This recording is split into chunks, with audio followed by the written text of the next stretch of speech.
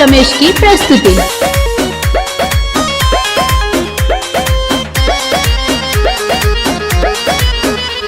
नचावो ना बालिक सुनो नाच मालिक न तो हो जाई सुनला फाड़ा तो हो जाएगा।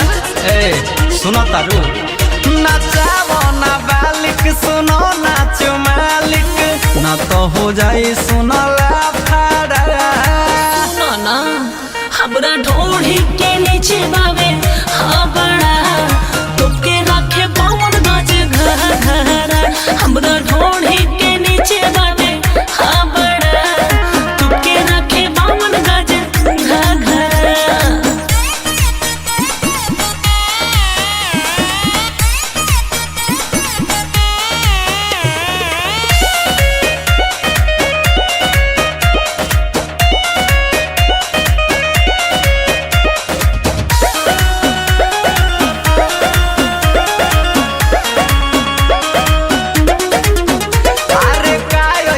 चीज बा हमके देखावा खतरा बा ऐसे न लफड़ा बढ़ावा।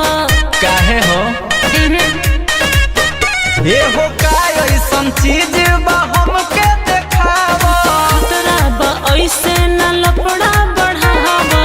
डर न होवे सुनो छापारा। अच्छा हमरा ढोढ़ी के नीचे बावे हाँ बड़ा तुके रखे बावन गाजे घरा हमरा ढोढ़ी के नीचे बावे हाँ बड़ा तुके रखे बावन गाजे घरा।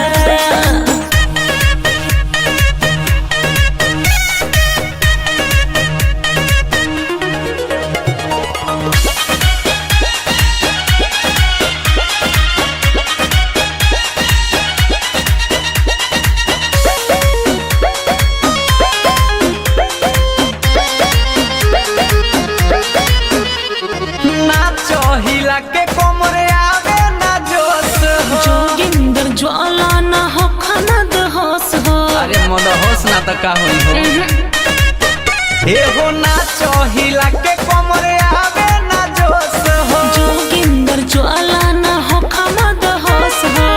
रोहित हवे मरद तागाड़ा ना हमरा ढोढ़ी के नीचे बावे